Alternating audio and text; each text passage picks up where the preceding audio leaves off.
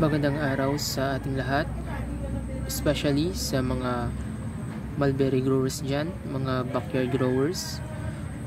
Ngayong araw ay nandito tayo sa aming bakuran. Reflex ko lang sa inyo itong aking tanim na mulberry dito. Pasensya na medyo madumi yung aking kamay. Napakitik niya po talaga sa bunga. Tignan po natin na kahit ito lamang ay nakatanim sa isang balde.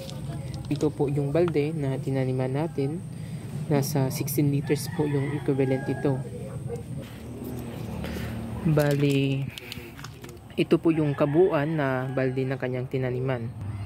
At yung ugat naman is hindi po siya naka-attach dito po sa labas na lupa.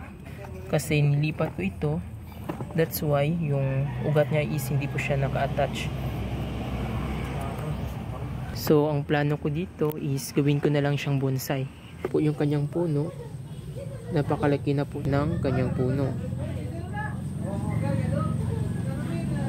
Dami niya pong bunga. Dito na sanga. Ito po yung kanyang bunga.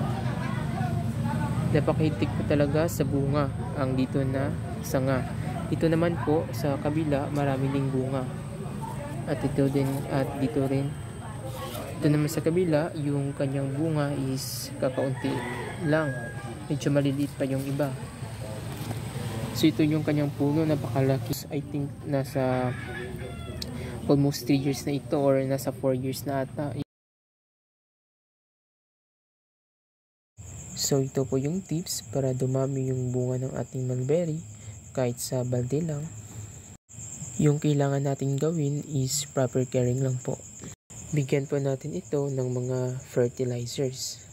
So yung gawin natin is mag-apply tayo ng fertilizers every 15 days. Or pwede rin once a month.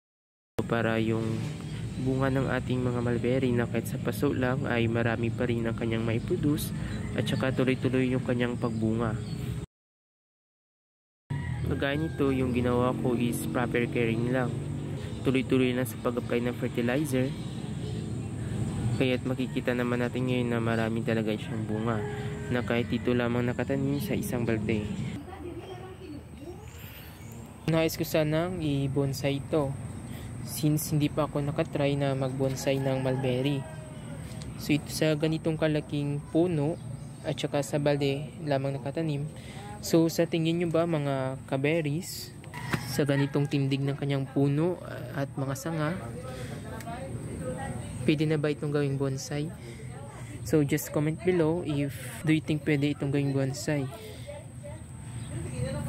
At any tips rin kung may idea kayo sa pagbobonsai kasi di pa ako nakatry magbonsai ng mga mulberries. So yan lang po at maraming salamat sa inyong panonood.